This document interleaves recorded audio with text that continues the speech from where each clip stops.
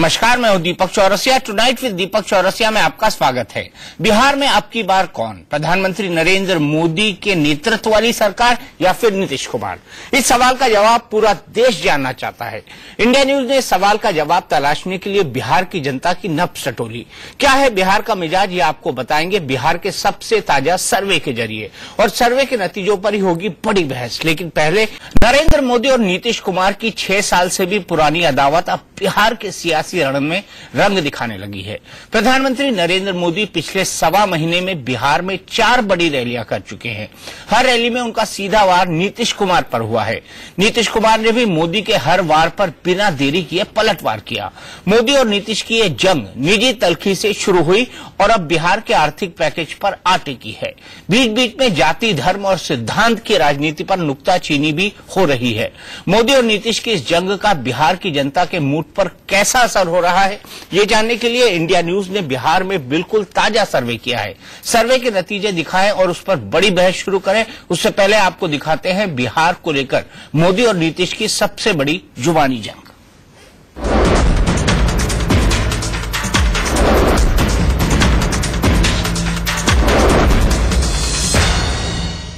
आज बिहार में हर वर्ष विकास का जो बजट होता है वो 50-55 हजार रुपया करोड़ होता है। 50-55 हजार करोड़ एक साल का होता है। मुझे बताइए 5 साल का टोटल कितना होगा? 5 साल का टोटल कितना होगा? 2.5 लाख करोड़ होगा कि नहीं होगा? उन्होंने प्रश्न उठाया। अब बड़ा विरोधाभासी वक्तव्य था प्रधानमंत्री जी के भाषण में। एक तरफ तो वो बता रहे हैं कि हमारा वार्षिक हमारा विकास का बजट क्या है, जो विकास का बजट का उल्लेख कर रहे थे वो योजना आकार बजट तो हमारा 1,20,000 करोड़ से भी ज्यादा हो चुका। और हमने आपको बताया था कि 25-26 हजार करोड़ रुपए का वार्षिक बजट था, उससे बढ़ करके अब 1,20,000 करोड़ रुपए से भी ज्यादा का वार्षिक बजट हो गया। और इसमें योजना का आकार, जिसको आदरणीय प्रधानमंत्री जी ने कहा कि विकास का बजट, तो योजना का आकार भी 4,000 करोड़ से बढ़ करके इस वर्ष अब बढ़ते बढ़ते बढ़ते 57,000 करोड़ हो गए। और इसी गति से वो अगले 5 साल में योजना का आकार हमारा और आगे बढ़ता चला जाएगा। बिहार को 5 साल में भारत सरकार की तिजोरी से 3,74,000 करोड़ रुपया मिलने वाला है। और आज कह रहे थे कि हम दिल्ली के खजाने से दे रहे हैं। ऐसा विकल्प उपलब्ध है क्या केंद्र सरकार के पास? मैं पूछना चाहता हूं, यह विकल्प उपलब्ध है क्या केंद्र सरकार के पास कि 14वें वित्त आयोग की सिफारिश के बाद वो किसी राज्य को जो मिलने वाली राशि है उसको रोक सकते हैं? कि सौगात दे दिया। बताइए, मेरा जो अधिकार है, नहीं देने का भी ऑप्शन है क्या? ये पैसा हमारा है, इंटरनल रिसोर्स है। भाइयों बहनों, जरा पूछना पड़ेगा कि भारत सरकार का 3,74,000 करोड़ आने वाला है, आप 2,70,000 करोड़ कह रहे हो, तो 1,06,000 करोड़ क्या चारे के लिए लगाया जाएगा क्या? इस बात का उल्लेख करना कि 5 साल में 4.25 लाख करोड़ हम देंगे, और उसी में उन्होंने जोड़ लिया कि 2,70,000 करोड़ रुपया तो इनका ये हो गया। अब बचा 1,08,000 करोड़, वो कहां जाएगा? हिसाब पूछ रहे। वो चारा बन जाएगा क्या? भाई, आप देश के प्रधानमंत्री हैं। ऐसी हल्की बात अगर मुल्क के प्रधानमंत्री के द्वारा कही जाएगी तो मुल्क का क्या होगा? तो प्रधानमंत्री अपने चुटीले भाषण के लिए जाने जाते हैं, तो नीतीश कुमार भी उन पर चुटकी लेने से नहीं चूकते। जब भी प्रधानमंत्री की रैली होती है, उसके चंद घंटे बाद नीतीश कुमार सामने आते हैं और प्रधानमंत्री ने जो जो कहा उस पर जवाब देते हैं। क्या नीतीश की रणनीति सफल होगी और क्या नरेंद्र मोदी का जादू चलेगा बिहार में? इन्हीं सवालों पर होगी बड़ी बहस। हम आपको बता दें कौन कौन से मेहमान हमारे साथ जुड़े हुए हैं। हमारे साथ बीजेपी की तरफ से राष्ट्रीय प्रवक्ता GVL नरसिम्हा राव साहब हैं, स्पोक्स पर्सन कांग्रेस शकील अहमद खान साहब हैं, पवन वर्मा जी हैं जो कि जाने माने लेखक हैं, साथ ही साथ सीनियर लीडर हैं जनता दल यूनाइटेड के, सांसद हैं शिवराज सिंह जी हैं, प्रधान जनरल सेक्रेटरी आरएलएसपी जो कि उपेंद्र कुशवाहा जी की पार्टी है, अब्दुल गफूर लीडर आरजेडी के पटना स्टूडियो से हमारे साथ हैं, और एनके सिंह जी हमारे साथ बैठे हुए हैं दिल्ली स्टूडियो में। लेकिन बहस को आगे बढ़ाएं उससे पहले देखते हैं सर्वे की फाइंडिंग क्या कहती है, सर्वे क्या कहता है। सबसे पहला सवाल था, क्या जेडीयू बीजेपी गठबंधन टूटने के बाद बिहार में रफ्तार विकास की धीमी पड़ी है? आइए इसका जवाब सुन लेते हैं। 55% लोगों को लगता है कि हां, 35% को लगता है नहीं, और पता नहीं कह रहे हैं 10% लोग। यहां पर ज्यादातर लोगों का मानना है कि विकास की रफ्तार धीमी हुई है। बिहार के विकास में बाधा डालने के लिए जिम्मेदार कौन है? सवाल ये बड़ा है क्योंकि इसी पर बिहार की राजनीति पिछले 2 दशकों से टिकी हुई है। लोग क्या सोचते हैं? लोगों का मानना है बिहार सरकार 29%, केंद्र सरकार 47% और पता नहीं 24%। तो यहां पर ज्यादातर लोग ये मानते हैं कि केंद्र सरकार के चलते ही बिहार में विकास की रफ्तार धीमी हुई है। तीसरा सवाल है, बिहार को विकास के लिए केंद्र सरकार से कैसी मदद चाहिए? विशेष राज्य का दर्जा या फिर आर्थिक पैकेज? अब विशेष राज्य का दर्जा बोलते हैं कि 42% लोग बोलते हैं कि विशेष राज्य का दर्जा मिले तो बेहतर होगा, जबकि 52% लोग मानते हैं आर्थिक पैकेज मिले तो बेहतर होगा। कुछ नहीं कह सकते 6% लोगों का मानना है यहां पर नरेंद्र मोदी जी ने 1.25 लाख करोड़ का पैकेज दिया है, उसका कितना असर होगा, वो ग्राउंड पर कितना जाएगा, इस पर भी बहुत कुछ डिपेंड करेगा। बिहार विधानसभा चुनाव में आपके हिसाब से सबसे बड़ा मुद्दा क्या है? यह भी एक बड़ा सवाल है क्योंकि जंगल राज इसको सुनकर पूरी इलेक्शन कैंपेन आगे बुनी जा रही है। इसी के आधार पर बीजेपी लालू यादव और नीतीश कुमार के कॉम्बिनेशन पर हमला कर रही है। लेकिन कानून व्यवस्था को लोग बोलते हैं 16% लोग मानते हैं कि कानून व्यवस्था एक मुद्दा है, 24% मानते हैं कि महंगाई एक मुद्दा है, लेकिन सबसे ज्यादा 54% लोग ये कहते हैं कि विकास एक मुद्दा है। तो विकास अब बिहार की राजनीति के फोर फ्रंट पर आ जाता है और जातिगत समीकरण टूट जाते हैं तो बिहार की राजनीति का जो दृश्य है वो पूरी तरह से अलग होगा। 5वां सवाल है, बिहार का विकास कौन कर सकता है? पिछली बार हमने देखा था कि इस सवाल के जवाब में ज्यादातर लोग मोदी कह रहे थे, लेकिन इस बार ये जवाब पलटा है। पलटा कितना है? बड़े अंतर से पलटा है। नरेंद्र मोदी 36% लोग मानते हैं और नीतीश कुमार 48% लोग मानते हैं और कोई अन्य 16% लोग मानते हैं। तो यहां का जो अंतर है बड़ा है, 36 और 48% का अंतर है। यानी बिहार का विकास अगर कोई सबसे ज्यादा कर सकता है तो वो नीतीश कुमार है। ये लोगों ने कह दिया है, ये लोगों ने हमारे इस सर्वे में जता दिया है, नीतीश कुमार।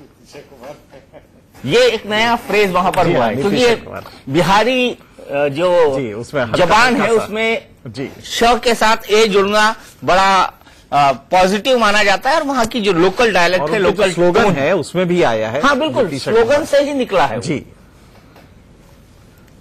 आगे बढ़ते हैं। सबसे पहला सवाल मेरा जाएगा जीवीएल नरसिम्हा राव साहब के पास। जीवीएल नरसिम्हा राव साहब,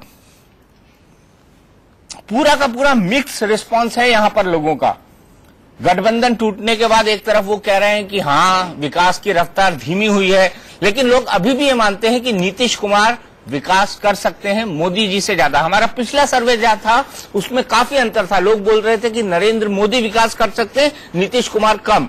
लेकिन अब लोग कह रहे हैं कि नीतीश कुमार ज्यादा विकास कर सकते हैं, नरेंद्र मोदी कम। दीपक जी, ये प्रश्न ही ऐसा है, इसको अलग अलग तरीके से लोग समझ सकते हैं क्योंकि मोदी जी देश के प्रधानमंत्री है, बिहार की जनता जानते हैं, वो सीधा जाकर के अमल कार्यक्रमों का इम्प्लीमेंटेशन प्रधानमंत्री नहीं करेंगे, जनता को ये पता है। तो इसलिए मैं समझता हूं कहीं न कहीं इस प्रश्न को समझने में, इसकी जवाब देने में कहीं न कहीं दिक्कत हो सकती है जनता को। ऐसे प्रश्नों का चयन करने में बहुत ज्यादा केयर की जरूरत है। मुझे लगता है इस प्रश्न के चयन में ही कहीं न कहीं कंफ्यूजन है। और जहां तक विकास की बात है तो 52 या 54% लोग कह रहे हैं विकास इस चुनाव का सबसे बड़ा मुद्दा है इस बात को सुनकर हमें अच्छा लगा है और सबको स्वागत करना चाहिए।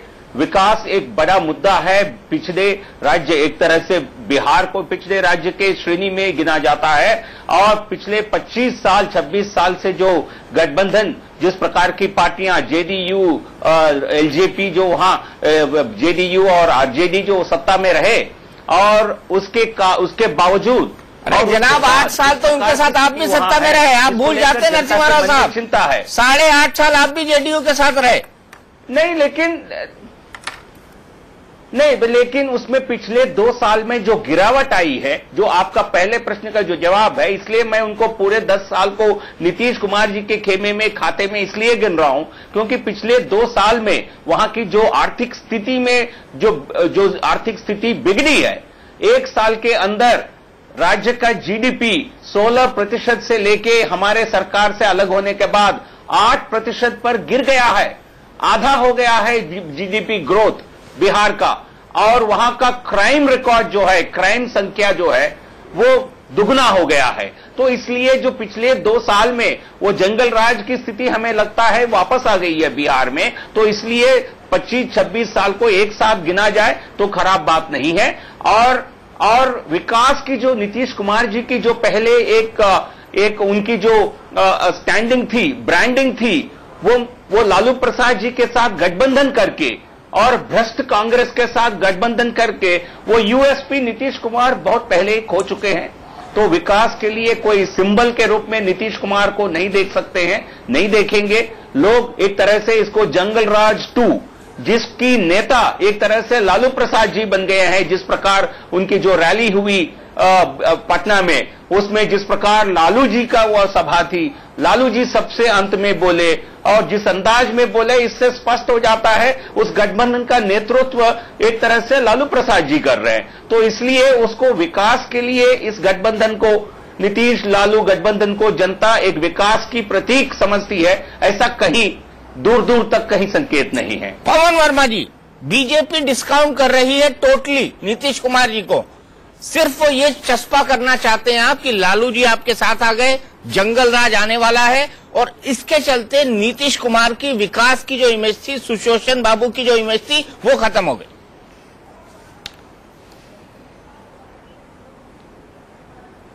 देखिए, 2 बातें हैं और वो दोनों जुड़ी हुई हैं। पहली बात तो ये है कि आम जनता में ये राय बन चुकी है कि प्रधानमंत्री नरेंद्र मोदी के विश्वसनीयता पर एक सवाल खड़ा हो गया है। 1 साल पहले दीपक जी, जब वो वादे करते थे और विकास की बात करते थे, लोग उनको वाकई विकास पुरुष समझते थे, लोगों की उम्मीदें थीं। आज हम 15 महीने में देख रहे हैं कि विकास पुरुष सपनों के सौदागर बन गए और जो वादे किए थे वो जुमले बन गए। तो जनता सब जानती है, और जब 14 महीने की अनुपस्थिति के बाद वो बिहार में फिर से अवतरित हुए हैं, तो लोगों को फिर उम्मीदें थी। कम से कम प्रधानमंत्री को ये उम्मीद थी कि लोगों में उम्मीदें होंगी, तो वो उस वक्त एक ऐसा पैकेज लेके आए। उसको उन्होंने किस शैली में उसको लोगों को दिया वो अलग बात है, वो निनावी ही लगा दी प्रदेश की और बिहार के लोगों की। पर जब उस पैकेज की हमने परत खोली, परत दर परत वो बिल्कुल खोखला निकला। पुरानी स्कीम्स का रीपैकेजिंग था। उसके दूसरे पलट आप दूसरी तरफ देखिए नीतीश कुमार की छवि। अपने कार्यकाल में सब मानते हैं, देश में, विदेश में और बिहार में, कि बिहार एक क्रांतिकारी, सकारात्मक और शांतिपूर्ण ढंग से उसमें परिवर्तन आया है। 5 साल तक बिहार की हाईएस्ट ग्रोथ रेट रही कंट्री में। जीडीपी दूनी हो गई, पर कैपिटा एक्सपेंडिचर दूना हो गया, सड़कें बनी, कृषि क्षेत्र में काम हुआ, स्वास्थ्य क्षेत्र में, शिक्षा के क्षेत्र में बिहार की छवि बदल गई। एक बार फिर से लोगों को अपने को बिहारी कहने में गर्व आ गया। और वो जो उनका एक इमेज है, वो जो उनकी एक छवि है, वो लोगों के मन में आज भी है, क्योंकि जो उन्होंने किया है वो उसने लोगों की जिंदगी को छुआ है। अगर आप इस बात को नहीं समझ सकते तब आप दोनों नरेंद्र मोदी और नीतीश कुमार के विकास में फर्क नहीं समझ सकते। आखिरी बात कहना चाहता हूं, जो आपने जंगल राज की बात की, जंगल राज की बात नरेंद्र मोदी और अगर आप इस बात को नहीं समझ सकते तब आप दोनों नरेंद्र मोदी और नीतीश कुमार के विकास में फर्क नहीं समझ सकते। आखिरी बात कहना चाहता हूं, जो आपने जंगल राज की बात की, जंगल राज की बात नरेंद्र मोदी और बीजेपी बार बार दोहराती है। 10 साल गुजर गए, पर आप दो तीन बातों को नीतीश कुमार भी दोहराते थे, पवन वर्मा जी नीतीश कुमार जी भी दोहराते थे। हाल में ही बिहार में जी वो कहते थे आतंक राज, और जब अब की बार नरेंद्र वो जंगल राज भी कहते थे। कुमार जी ने ट्वीट किया, उन्होंने कहा कि हमारे गठबंधन में कोई ऐसा कैंडिडेट नहीं खड़ा होगा जिसका आपराधिक पृष्ठभूमि है, क्रिमिनल बैकग्राउंड है। उन्होंने चुनौती दी बीजेपी को, आप भी स्वीकार कीजिए। पवन वर्मा जी, मैं इसको कंटेस्ट करना चाहता हूं, पर आजकल पवन वर्मा जी आपका पवन वर्मा जी यादव और इसलिए दूसरी चीज, पवन वर्मा जी, नहीं पवन वर्मा जी मैं बताना चाहता हूं, 30 अपराधी एमएलए हैं आपके। ठीक है पवन जी, शिवराज जी को जोड़ते हैं, आपने लंबी बात कर ली अपनी। शिवराज जी, आखिरी बात यह है पवन पवन वर्मा जी कुमार को मुख्यमंत्री, पवन वर्मा जी आपने बहुत बोला, चंद कुछ कहने दीजिए। तो इस प्रदेश में विकास और कानून का राज रहेगा। शिवराज जी, हाँ पवन वर्मा जी बड़े विद्वान आदमी हैं। उन्होंने एक जो बात कही कि माननीय प्रधानमंत्री जी की विश्वसनीयता कम हो रही है बिहार में, मुझे पता नहीं ये सर्वे उन्होंने कहां से किया या ये ज्ञान उनको कहां से अवतरित हुआ उनको। अभी कल ही एक रैली हुई, माननीय प्रधानमंत्री जी ने एड्रेस किया उसको, और उसमें जो ऐतिहासिक भीड़ थी वो इन चारों दलों के बड़े बड़े लोगों ने जो रैली की उससे कई गुना ज्यादा भीड़ थी। अगर ये पवन वर्मा जी को समझ में नहीं आता है, हमारे बड़े भाई को, तो अब इससे ज्यादा समझाने का कोई रास्ता नहीं है। दूसरी बात, माननीय पवन वर्मा जी ने कहा कि ऐसे किसी व्यक्ति को नीतीश जी टिकट नहीं देंगे जिसकी आपराधिक छवि हो। मैं माननीय पवन वर्मा जी को याद दिलाना चाहता हूं, उस वक्त ये बहुत विद्वान और बहुत काबिल IAS ऑफिसर थे, हम तो तभी से राजनीति में हैं। नीतीश कुमार जी के ऊपर सीधा उनके ऊपर एक मर्डर केस चल रहा है, उन्होंने अपने हाथों से कत्ल किया है और वो केस लंबित है हाईकोर्ट में। पवन वर्मा जी मैं आपको बता दूं, वो मुकदमा उनके ऊपर चल रहा है और कई केसेस उन्होंने खुद अपने हाथ से मर्डर किए हैं, वो दबे हुए। नहीं, हाईकोर्ट में केस चल रहा है ना, हाईकोर्ट में केस चल रहा है, ये आप पता कर लीजिए। बूथ पे इलेक्शन के टाइम पे मर्डर हुआ है, उसमें नीतीश कुमार जी का नाम है सीधा। और जहां तक बात है अपराधी की, अभी अनंत सिंह जी की बात कोई कर रहे थे। अनंत सिंह जी को किसने पार्टी में रखा हुआ था? पवन कुमार जी, मैं आपसे ये, पवन वर्मा जी मैं ये पूछना चाहता हूं, अनंत सिंह जी किस पार्टी की शोभा बढ़ा रहे थे? आप ये आज की बात कर रहा हूं, आप टिकट नहीं देंगे या देंगे वो अच्छी बात है। अनंत सिंह जी, आज की बात कर रहा हूं मैं, आप चुनौती स्वीकार नहीं। आपको क्या ये मालूम है कि नहीं कि नीतीश कुमार जी के ऊपर एक मर्डर केस चल रहा है हाईकोर्ट में? नीतीश कुमार जी के ऊपर एक मर्डर केस हाईकोर्ट में चल रहा है, ये आपको मालूम है कि नहीं? से मन घड़त बात उठा के ले आ रहे हैं, आपको नहीं मालूम है? हम जानते हैं। एक संजीदा संवाद और डिबेट, हाईकोर्ट में मर्डर केस चल रहा है उनके ऊपर। शिवराज जी, अगर हम व्यक्तिगत में जाए तो बेहतर होगा। उसमें नामजद अपराधी हैं नीतीश कुमार जी। इस डिबेट को नहीं, वो बोल रहे थे ना, एक भी व्यक्ति को टिकट नहीं देगा, मैं उसी में बता रहा हूं। आधारविहीन बातों करने से क्या फायदा? कहते हैं तो अब हल्के की बात पर ठीक है, मैं इसके पेपर आपको भिजवा दूंगा, इंडिया न्यूज को भी और आपको भी भिजवा दूंगा। दूसरी बात यह है, आपने कहा वो नीतीश जो हल्की, जो आप कह रहे हैं हल्की बात जी, नीतीश कुमार जी ने कहा कि प्रधानमंत्री जी के उस बयान के ऊपर उन्होंने आपत्ति दर्ज की, जो उन्होंने कहा कि 1 लाख करोड़ क्या चारे में चला जाएगा। तो अब उस पे भी नीतीश कुमार जी, जैसे आप कह रहे हैं, नीतीश कुमार जी ने कहा कि प्रधानमंत्री जी को इतनी हल्की बात नहीं करनी चाहिए। अब ये बताइए कि नामजद, मतलब वो इसमें क्रिमिनल साबित हो चुके हैं। लालू प्रसाद जी चारा घोटाला में जेल जा चुके हैं, वो किसी चुनाव में आप शिरकत नहीं कर सकते। वो लोकसभा विधानसभा चुनाव में लड़ नहीं सकते, वो लोकसभा के सदस्य थे, इसी वजह से उनकी छुट्टी हुई। तो अब ये बताइए कि जो बिल्कुल सबके सामने, दुनिया के सामने है कि चारा घोटाला के अपराधी लालू प्रसाद यादव जी को वो सबसे बड़े नेता मान रहे हैं गठबंधन के, और अगर इसको प्रधानमंत्री जी कह रहे हैं कि 1 लाख करोड़ चारा घोटाला में चला, चारे के भेंट चढ़ जाएगा क्या, तो ये क्या गलत है? आप लोग तमाम अपराध करें, इकोनॉमिक ऑफेंसेस करें, तमाम अपराध करें, बिहार को गर्त में डाल दिया, जंगल राज का जुमला ये शुरू किया हुआ नीतीश कुमार जी का है, ये सारे बुरे काम आप लोग करें, लेकिन प्रधानमंत्री जी अपने पद के गरिमा को देखते हुए आपके खिलाफ ना कुछ बोले। आप यही चाहते हैं क्या पवन वर्मा जी? पवन जी, जवाब पर संक्षेप में। चारा घोटाला के खिलाफ न बोला जाए, आप चाहते हैं क्या? अच्छा, मैं जवाब दे दूं या और पैनलिस्ट को जोड़ेंगे? मैं जवाब दे दूं? हाँ, जवाब दे दीजिए, फिर मैं आगे बढ़ूंगा। मैं जवाब दे दूं? आप हुजूर जवाब दे दें इसका। मैं सिर्फ एक बात कहना चाहता हूं कि 4.25 लाख करोड़ जो बिहार को अगले 5 साल में वित्त कमीशन के तहत मिलेगा, वो क्या प्रधानमंत्री के निजी तिजोरी से आ रहा है, उनके पर्सनल खजाने से आ रहा है?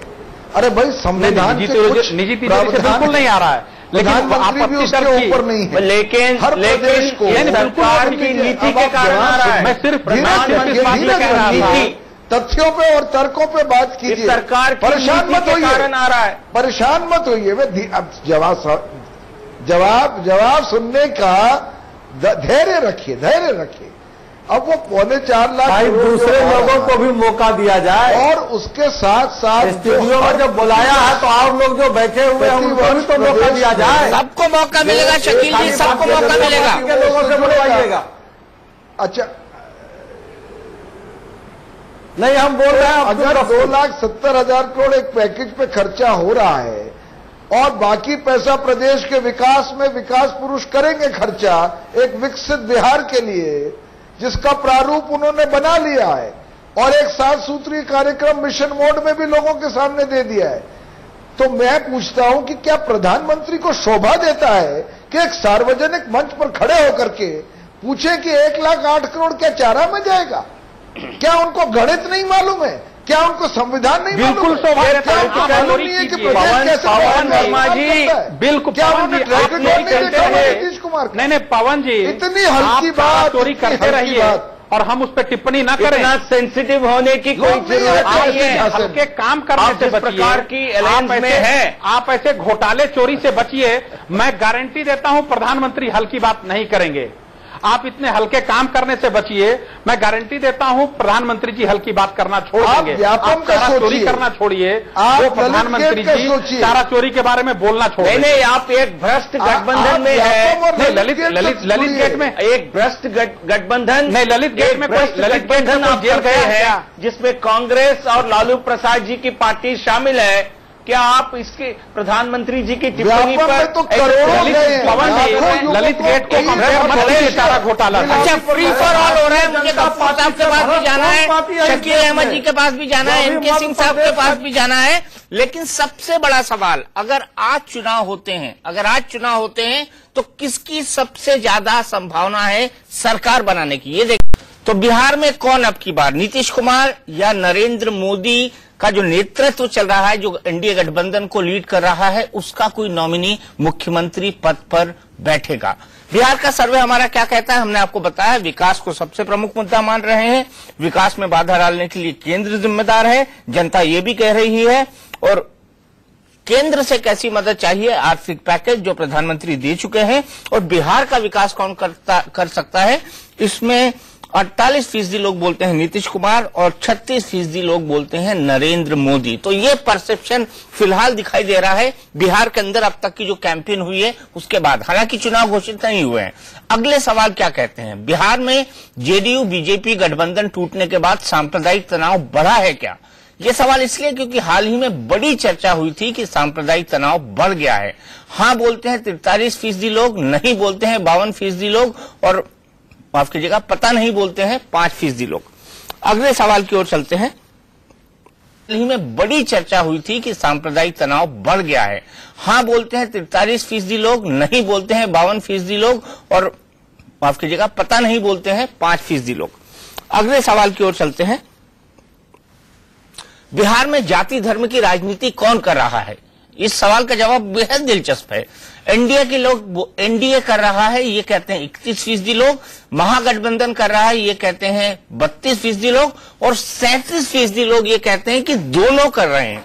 जिस तरह की जाति धर्म के आधार पर रैलियां देखने को मिली, जिस तरह के सम्मेलन देखने को मिले, जिस तरह से बीजेपी ने किए, जिस तरह से आरजेडी कर रही है, जेडीयू कर रही है, बाकी सहयोगी कर रहे हैं, उसके बाद जनता की राय बड़ी सीधी है। ये सवाल बेहद दिलचस्प है। क्यों? इस पर हम आगे बात करेंगे।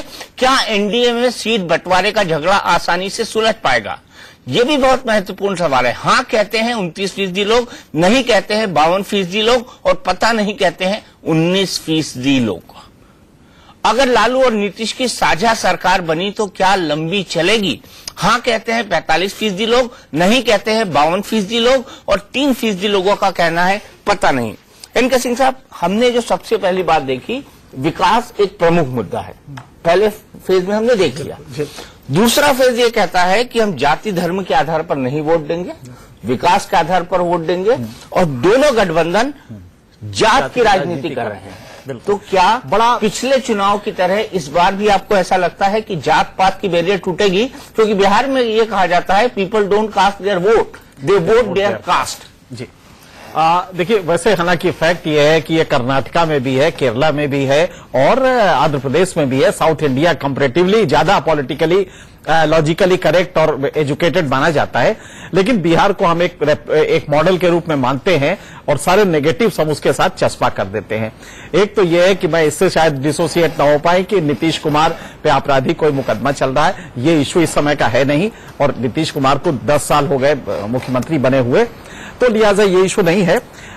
हम लोगों ने सेलेक्टिवली अप्रोप्रिएट किया है कुछ आंकड़े। मैं उसको पहले करेक्ट कर दूं कि बिहार में जो आंकड़े दिए जा रहे हैं, अभी जो हमारे पैनलिस्ट ने दिया है, उनमें कुछ तथ्यों से अलग हैं।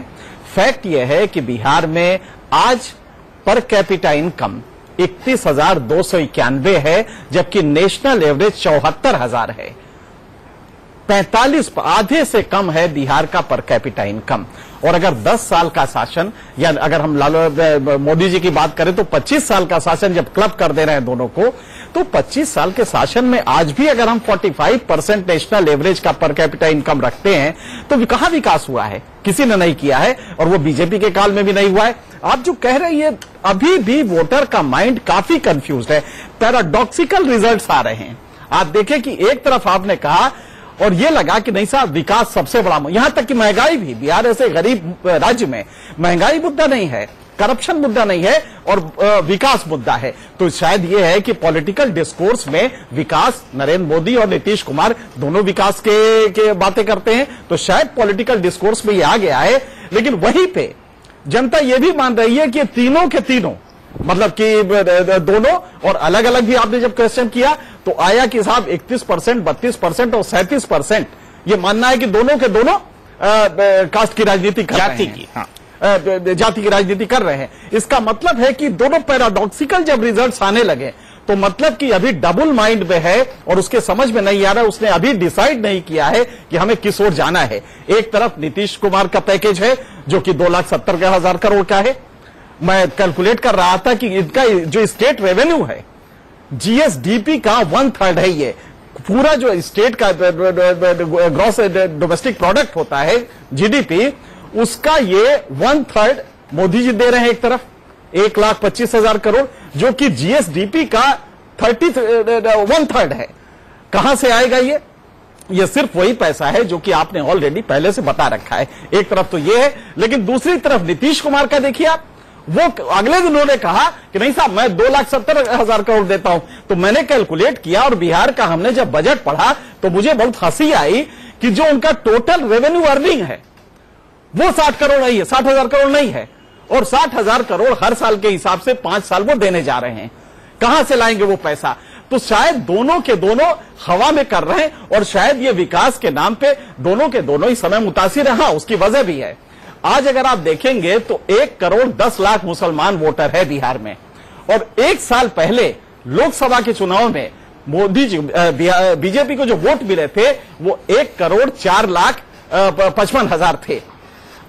आप ध्यान रखिए, मुसलमान वोटर इस समय 1,10,00,000 है, जबकि बीजेपी को पिछली बार वोट मिले थे 1,04,00,000। आज आप ये भी जानते हैं कि मुसलमान इन्हीं को वोट देगा। तो जो खतरा यह है कि 78 लाख युवा है जो कि 20 साल से कम उम्र का है जो वोटर बन रहा है, और उसके लिए लालू का मॉडल नहीं चलेगा कि भैंस पे बैठ के आप सेंस ऑफ एम्पावरमेंट का फॉल्स कॉन्शियसनेस लाएं। उसके लिए यह है कि रोटी कौन देगा, नौकरी कौन देगा, और इसी की होड़ है। मुझे लगता है कि अगर दोनों इसी पे कन्फाइन करें तो ज्यादा अच्छा रहेगा, क्योंकि जो ये 78 लाख वोटर नया जुड़ा है, जो 20 लाख का है, फर्स्ट टाइमर है। 2 साल के आप देखेंगे तो यहां पॉपुलेशन ग्रोथ रेट अगर आप देखेंगे तो करीब 78 लाख पड़ता है। तो सबसे बड़ी चीज है कि अगर दोनों विकास से हट के कास्ट पे गए तो मेरे ख्याल से बुरी तरह लूज करेंगे इलेक्शन। तो लिहाजा दोनों को कन्फाइन करना पड़ेगा विकास पे। अब कौन कितना बेच सकता है इसकी बात है। विकास मुद्दा है। लेकिन अब्दुल गफूर साहब, बड़ा सवाल यहां पर यह है कि जनता परिवार की एकता, आपने अभी शादी करी जनता परिवार के लोगों ने आपस में, लेकिन कल समाजवादी पार्टी के नेता मुलायम सिंह जी छोड़ने को राजी हैं कि जनता परिवार के मर्जर पर ही सवाल उठा दिया जाए, क्योंकि वो नाराज हो गए सीट बंटवारे को लेकर।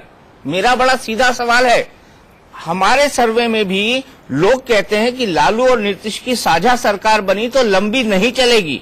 52% लोग कहते हैं। क्या गारंटी है कि आप सरकार चला पाएंगे? ये जबरदस्त ट्रस्ट डेफिसिट जनता के पास है कि दोनों मिलकर सरकार नहीं चला पाएंगे, ये लगातार नजर आ रहा है। देखिए, अब उधर कौन जवाब दे रहे हैं? पूछा हमसे, जवाब दूसरा दे रहा है। नहीं, आप बोलिए, बात आगे बढ़ा रहे, हम दीपक जी की बात आगे बढ़ा रहे थे, आपने सुना नहीं शायद। देखिए, पहली बात है कि लालू यादव जब 1990 में पहली बार बिहार के मुख्यमंत्री बने तो इस राज्य के और देश के सामंतियों ने कहा कि लालू यादव 6 महीना से ज्यादा हुकूमत नहीं चला सकता है। तो जो इस देश के हैं, जो सामाजिक न्याय और सांप्रदायिक सद्भाव पर विश्वास रखने वाले नहीं हैं, वो ये बात कहेंगे कि ये महागठबंधन नहीं चलेगा। महागठबंधन के बारे में जो भ्रांतियां फैलाई जा रही है वो भारतीय जनता पार्टी की ओर से फैलाई जा रही है, और भारतीय जनता पार्टी के नेता और देश के प्रधानमंत्री जो बिहार में आके जंगल राज की बात करते हैं, उनके मुंह से ये बात शोभा नहीं देता है। जो 2000 से ज्यादा बेकसूर लोगों का कत्लेआम करवा दिया जिनकी हुकूमत में हुआ, क्या वो मंगल राज था जब वो गुजरात के मुख्यमंत्री थे? और गफूर साहब लालू यादव की उसी व्यक्ति को देश में प्रधानमंत्री चुना है, पुराना रिकॉर्ड क्यों बजा रहे हैं आप? जवाब दिया नहीं किया गया है। उसी देश को प्रधानमंत्री, उसी व्यक्ति को प्रधानमंत्री चुना है, पुराना रिकॉर्ड हो गया है। जो पहले लोग बोल चुके हैं, तो जब प्रधानमंत्री देश राज में आते हैं और जंगल राज की बात करते हैं तो बिहार के लोग ये समझते हैं। नहीं, दीपक जी, अब्दुल साहब, ये जंगल राज की बात दीपक जी आपके माननीय नेता, आपके माननीय नेता नीतीश कुमार जी कर रहे थे। जी नरसिम्हा राव साहब बोलिए, गफूर साहब सुन लीजिए। काउंटर जी की बोली थी। नहीं, नीतीश कुमार, देखिए, एक जंगल राज, आपने जंगल राज की सरकार चलाई, जो महागठबंधन नीतीश कुमार जी ने उसी प्लेटफॉर्म पर, उसी मुद्दे पर वो हम चुनाव जीत के आए थे 2005 और 2010 में। और आपकी केंद्रीय नेता सोनिया गांधी की क्या हालत है आज बिहार में? नीतीश कुमार आज ये गिरावट हुआ है आपके पार्टी का रामविलास पासवान साफ दिखाई देता है। और आपके लिए, आपके पार्टी के लिए लालू प्रसाद यादव जी, आप आने वाले विधानसभा के चुनाव में देख लीजिएगा, 70% साबित हो जाते हैं, लेकिन बिहार जानती है। अच्छा, ठीक है नरसिम्हा राव साहब, मुझे लग रहा है दोनों एक साथ बोल रहे हैं, इसलिए कंफ्यूजन होगा दर्शकों को। हम सीधे चलते हैं शकील जी के पास। शकील जी, बड़ा अजीब सा लगा मुझे ये देख के कि गांधी मैदान के अंदर और सोनिया गांधी जी जो है वो बिल्कुल साइड रोड में आ गए। शकील भाई बहुत देर से खामोश है।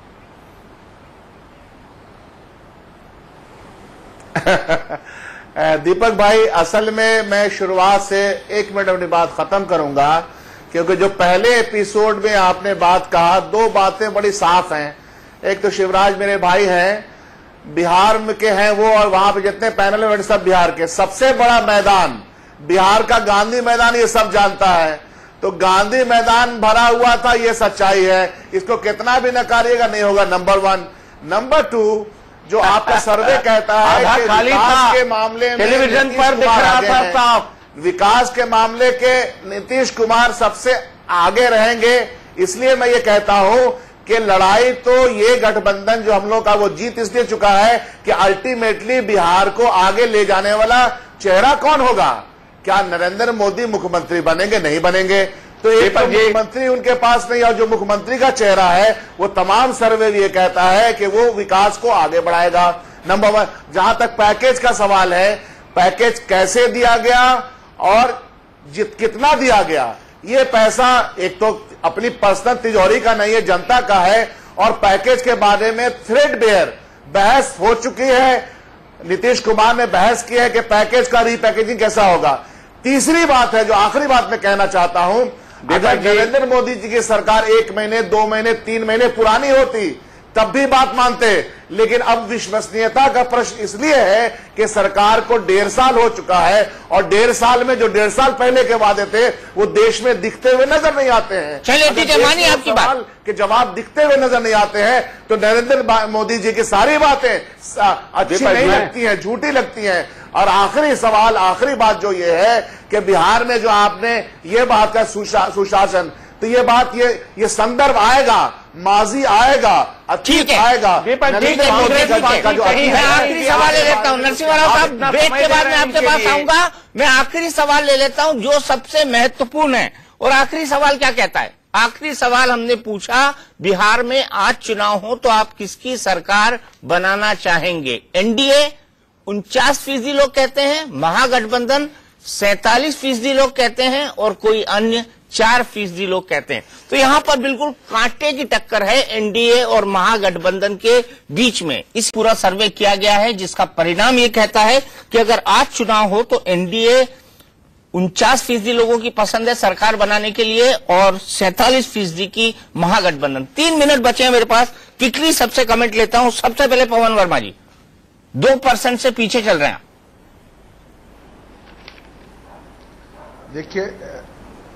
देखिए सर्वे में आप कांटे की टक्कर बता रहे हैं, अभी तो हमारे कैंपेन का कारवां शुरू हुआ है। आप देखेंगे ये आंकड़े कैसे बदलते चले जाएंगे। महागठबंधन की स्वीप होगी, उसका कारण सिर्फ एक है, बिहार में लोग विकास चाहते हैं। नीतीश कुमार ने बिहार को विकास दिया है, वो मुख्यमंत्री के दावेदार हैं। बीजेपी के खेमे में या कनार सद बीमार की तरह हर आदमी मुख्यमंत्री के दावेदार है। सीट का बंटवारा तक नहीं हुआ, ये सुशासन कहां से देंगे? और ये बात भी तय है कि गुजरात से बिहार नहीं चल सकता, आनंदीबेन पटेल नहीं चलाएंगे बिहार को, न तो नरेंद्र मोदी इसका अतिरिक्त प्रभार लेंगे।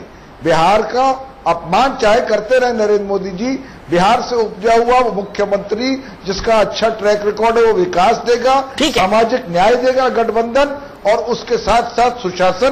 तो ये गठबंधन जो है वो अब तो शुरुआत हुई है कैंपेन की। ठीक है पवन वर्मा जी, उसमें कोई दो राय नहीं। नरसिम्हा राव साहब, लीडरशिप का क्राइसिस है आपके यहां, आपने एक नेता नहीं बताया, उसको महागठबंधन सबसे बड़ा मुद्दा बना रहा है। ये मुद्दा नहीं चलने वाला है, जैसा महाराष्ट्र और हरियाणा में नहीं चला है। प्रधानमंत्री मोदी जी, विकास को इस चुनाव में हमने मुद्दा बनाकर हम लड़ रहे हैं। हमारे लिए विकास, बिहार की प्रगति हमारे लिए मुख्य विषय है। और इस गठबंधन के पास मोदी जी के खिलाफ बोलने के अलावा इनके पास कोई इश्यू नहीं है। ये मुद्दा विहीन है। इनको 25 साल की जनता को जवाबदेही देना होगा, उनके पास नहीं है। नीतीश कुमार जी हताशा में आकर लालू प्रसाद यादव जी और कांग्रेस के साथ गठबंधन किए हैं, केवल 100 सीटों पर लड़ रहे हैं। ये कौन सी नेता है, मुख्यमंत्री बनने वाले नेता है जो 100 सीटों पर चुनाव लड़ रहे हैं? कितने सीट जीतेंगे? ये उनका हताशा का परिचायक है। दीपक जी, जनता को धमकी देने पर उतर आए हैं नीतीश कुमार। निकटवर्ती राज्य कुछ घंटे पहले बिहार में 2-4 घंटे पहले कुछ सरकारी कर्मचारियों को, प्लीज सुन लीजिए, बीच में मत बोलिए। गठबंधन है वो हमारे जो सेंसर्स के कर्मचारी, सेंसस ऑफिशियल्स को धमकी दिए हैं, हम आपको सरकार से, नौकरी से निकाल देंगे। जनता को धमकी देने पर उतराए हैं नीतीश कुमार जी। हताशा का परिचायक है, हताशा में है और उनके पास कोई मुद्दा नहीं है। उनके हाथ से सत्ता इनके हाथ से निकल चुकी है। जो प्रधानमंत्री जी का जो रैली है भगलपुर का, और पिछले जो 10 दिन में, पिछले 1 महीने में उनके जो रैली है, मैं आखिरी कमेंट शिवराज जी से लेता हूँ। शिवराज भाई, बीजेपी की क्या हम मान लें कि उपेंद्र कुशवाहा जी बनेंगे मुख्यमंत्री? जी मैं सिर्फ एक बात कहना, नरसिम्हा राव जी वो हो गया भागलपुर वाला। नहीं, मैं ये कहना, पवन वर्मा जी ने कहा कि इस गठबंधन का बिहार में कोई मुख्यमंत्री का उम्मीदवार नहीं है। हम निकटवर्ती राज्य झारखंड में भी बिना किसी मुख्यमंत्री के उम्मीदवार के से लड़े थे और वहां महागठबंधन हमारे खिलाफ चुनाव लड़ी थी। पवन वर्मा जी, जेडीयू, आरजेडी और कांग्रेस, ये लोग तीनों लोग लड़कर मिलकर लड़े थे झारखंड में। वहां पे क्या हो रहा है हम देख ही रहे हैं। बिना मुख्यमंत्री के कैंडिडेट के वहां भी थे, हम जीत कर आए। नहीं, हम तो बिना मुख्य, आपने जो कहा ना कि बिना गठबंधन के पास कोई मुख्यमंत्री का चेहरा नहीं है, निकटवर्ती राज्य झारखंड में भी हमारे पास कोई चेहरा नहीं था। चलिए शिवराज जी, मैं सभी का यहाँ पर धन्यवाद करता हूँ। अफसोस वक्त हमारे पास इतना है, लेकिन हर 15 दिन में इंडिया न्यूज बिहार के ताजा हालात पर अपना सर्वे लेकर आएगा, क्योंकि बिहार पर हमारी पैनी नजर है। टुनाइट विद दीपक चौरसिया में आज इतना ही। इंडिया न्यूज पर खबरों का सिलसिला लगातार जारी।